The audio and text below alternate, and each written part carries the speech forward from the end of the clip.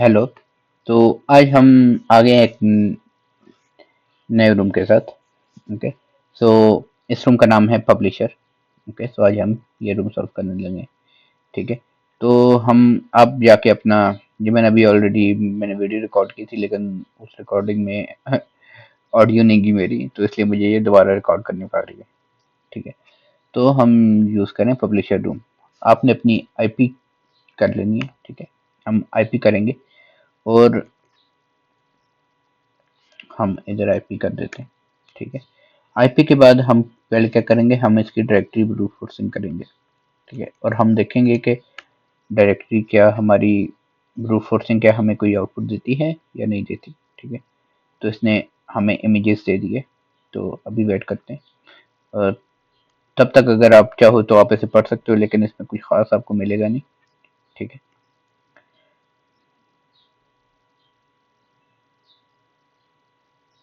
तो वेट करते हैं ये पूरा हो जाए।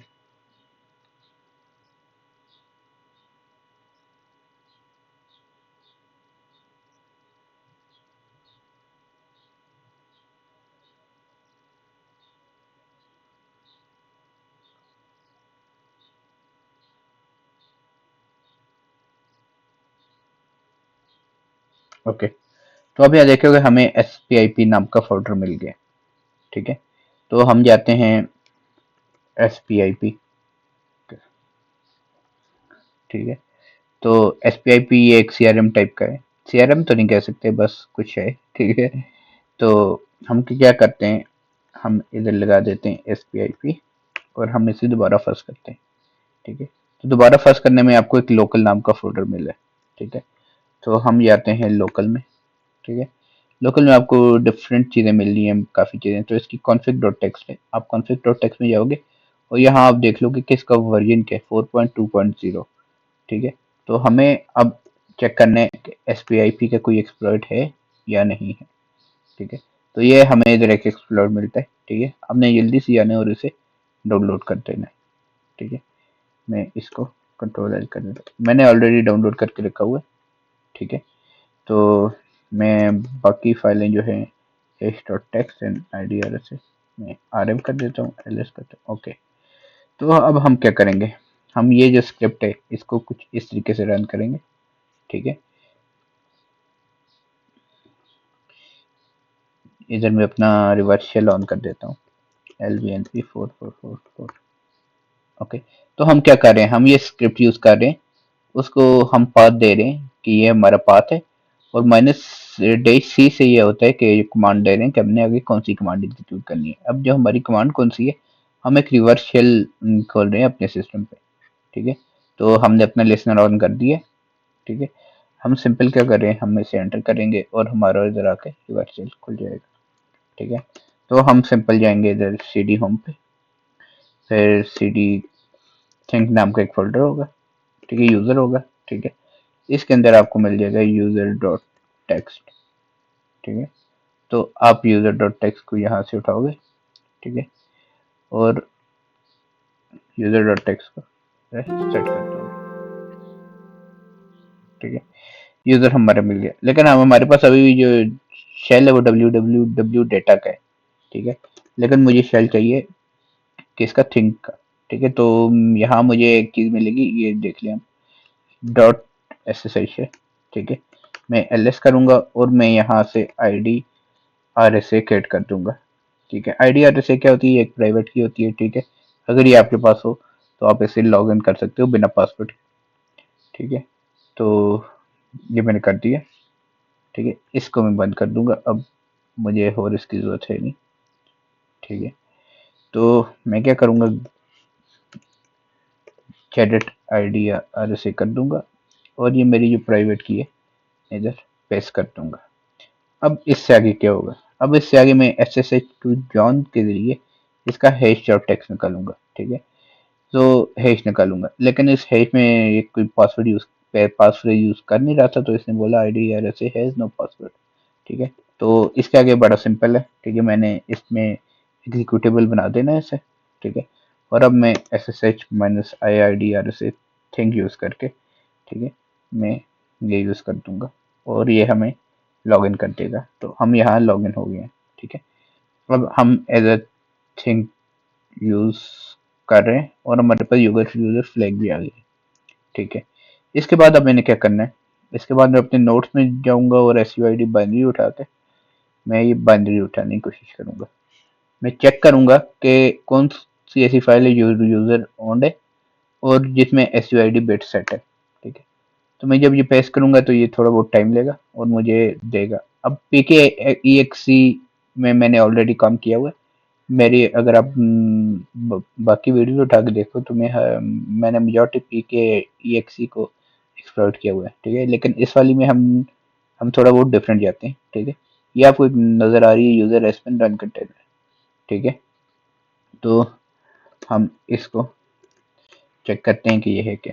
ठीक है, तो अब ये कोई डॉट फाइल नहीं है, तो मतलब ये एक एग्जीक्यूटेबल है। ठीक है, तो हम इसे रन करके नहीं देख सकते, बल्कि आप रन करके देख सकते हो। ठीक है, आप इसे रन करके देख सकते हो, लेकिन आपको कुछ खास मिलेगा नहीं। ठीक है, ओके, ये क्या एग्जीक्यूटेबल है? ठीक है, एग्जीक्यूटेबल है। ओके, ओके, ओके, सो ये आपको मिलेगा enter the ID of the container और लीव लिंक टू क्रिएट। तो हम करेंगे, इसे ये करेंगे। ठीक है, और हम बोलते हैं कि अभी हम चेक कर रहे हैं कि ये करता क्या है। ठीक है, तो ये क्या करता है, ये कंटेनर्स क्रिएट करता है। ठीक है, लेकिन ये बाइनरी है। अब हमें इस बाइनरी का कुछ चाहिए। ठीक है, कुछ लाइक हमें देखना है, तो हम इस पे स्ट्रिंग्स अप्लाई कर सकते हैं। ठीक है, हम स्ट्रिंग्स अप्लाई करते हैं इस पे और देखते हैं कि ये क्या है। GLIBC 2.2.5। ओके,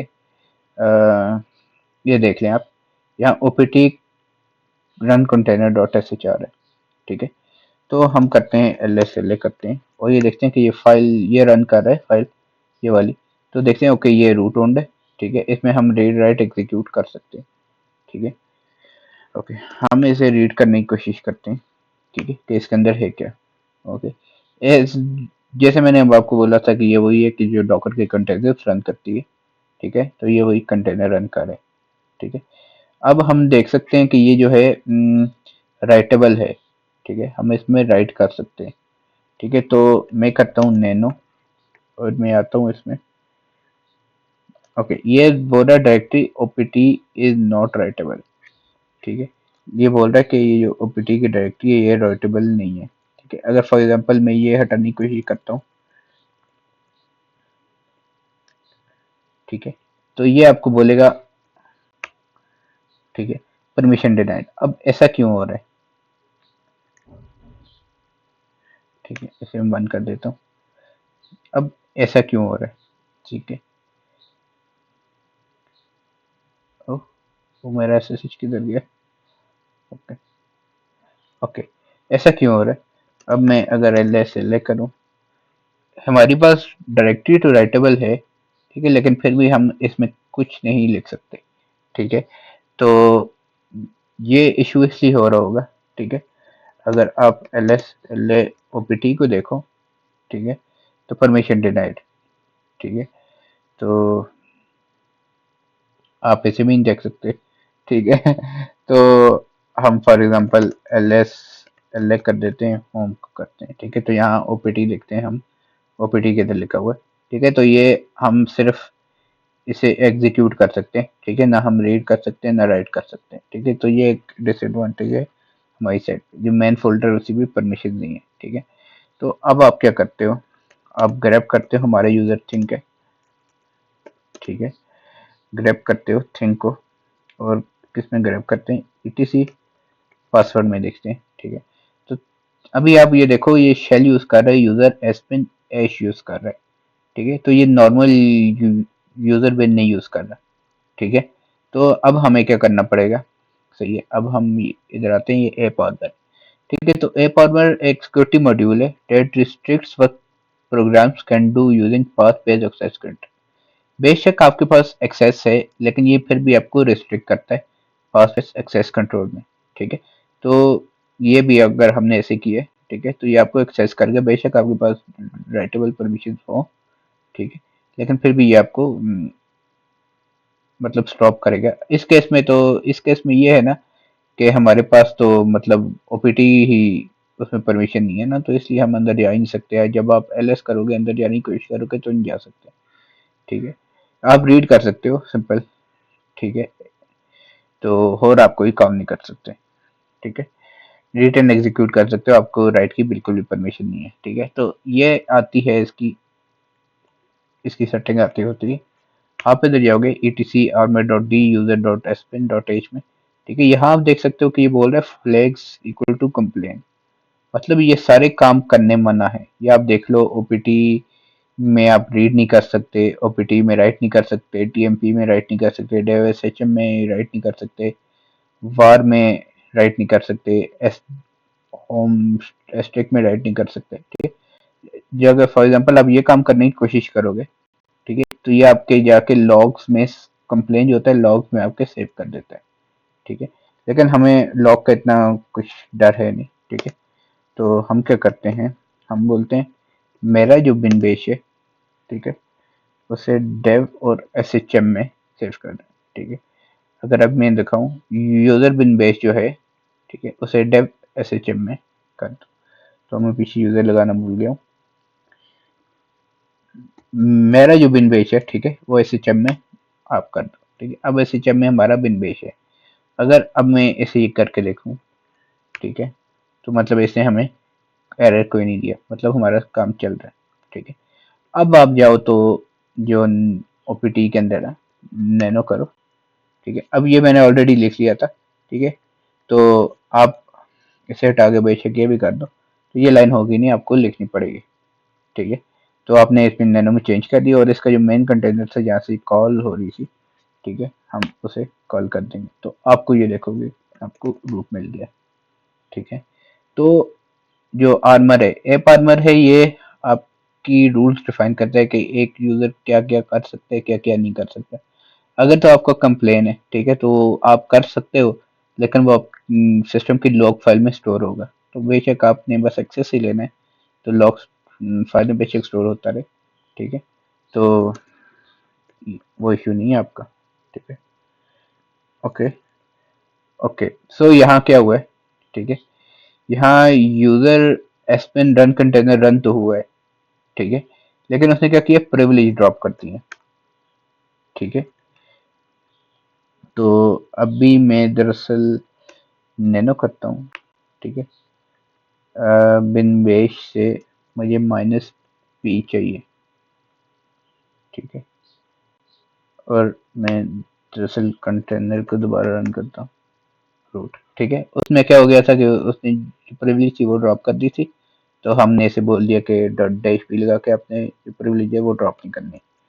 सो अब हम जाते हैं रूट में, के ट्रू डॉट टेक्स्ट कर देते हैं और हमें आपका फाइनल फ्लैग मिल जाता है। तो ये हो गया photo file completed, photo file completed. Okay, so ये रूम था आपका पब्लिशर, और ये मैंने आपको बता दिया कि ये रूम कैसे सॉल्व होगा। ठीक है, अगर कोई आपको इसके बारे में डिटेल चाहिए तो आप कमेंट सेक्शन में पूछ सकते हो। तो आज के लिए यही रूम था, मिलते हैं नेक्स्ट रूम में। तब तक के लिए बाय बाय।